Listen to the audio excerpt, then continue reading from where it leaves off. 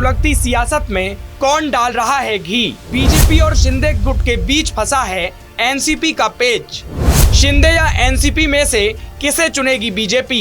NCP BJP पर soft, क्या है इसके मायने? बाला साहब ठाकरे ने ये कभी भी नहीं सोचा होगा कि मेरे जाने के बाद पार्टी का ऐसा हाल होगा। बाला साहब ठाकरे को दुनिया छोड़े हुए 10 साल ही हुए हैं और इन 10 सालों में शिवसेना के 2 फाड़ हो चुके हैं। टाइम तो लगा पर बीजेपी की चाल काम कर गई। अब तैयारी है उद्धव ठाकरे को ही शिवसेना से उखाड़ कर फेंकने की।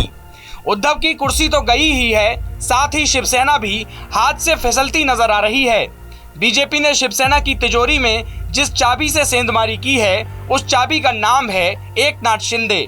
मतलब बीजेपी के लिए एकनाथ शिंदे रिमोट का काम करेंगे, क्योंकि ठाकरे की शिवसेना पर अब विधायकों की संख्या के अनुसार एकनाथ शिंदे का कब्जा होने जा रहा है। ऐसे में महाराष्ट्र की सियासत नई करवट लेने जा रही है, जिसके बाद सीएम उद्धव ठाकरे के सामने इस्तीफा देने के अलावा कोई दूसरा विकल्प ही नहीं बचता। महाविकास अघाड़ी सरकार के गिरने के बाद मिड टर्म इलेक्शन और राज्य में भाजपा की सरकार बनने के 2 ही विकल्प बचे हैं। क्योंकि केंद्र में भाजपा की सरकार है, तो ऐसे में मिड टर्म इलेक्शन की गुंजाइश फिलहाल कम ही नजर आती है। ऐसा अनुमान लगाया जा रहा है कि महाराष्ट्र में बीजेपी और शिंदे गुट गठबंधन की सरकार बनाए, और यदि सरकार बनती है तो इस स्थिति में देवेंद्र फडणवीस सीएम और एकनाथ शिंदे डिप्टी सीएम बन सकते हैं।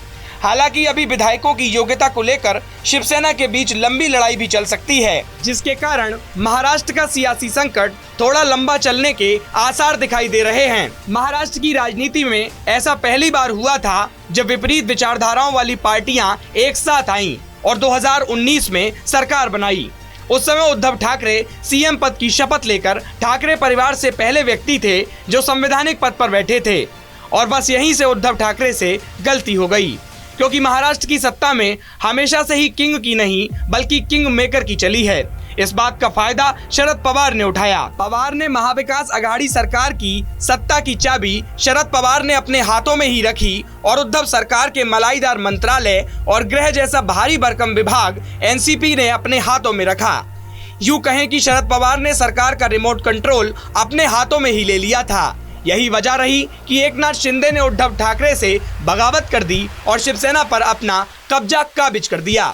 अब हालात ये हैं कि उद्धव को अपनी कुर्सी के साथ साथ पार्टी को भी बचाना भारी पड़ रहा है। अगर पिछले कुछ दिनों के घटनाक्रम पर नजर डालें तो हालात शिवसेना के पक्ष में बिल्कुल नहीं हैं। अनुमान लगाया जा रहा है कि एनसीपी और बीजेपी सरकार भी बना सकती है। एनसीपी कोटे से मंत्री अजित पवार, छगन भुजबल और जयंत पाटिल ने मौजूदा परिस्थितियों के लिए बीजेपी को जिम्मेदार नहीं ठहराया है। वे इसे शिवसेना का अंदरूनी मामला बताते हुए बीजेपी को क्लीन चिट दे रहे हैं। ये तो वही बात हो गई जिसे दवाई लेनी थी उसी ने जहर दे दिया। उद्धव का पवार पर अटूट विश्वास अब टूटता नजर आ रहा है। सूत्रों की माने तो एनसीपी के कुछ बड़े नेता बीजेपी की केंद्रीय टीम के टच में हैं और बीजेपी के साथ मिलकर सरकार बना सकते हैं।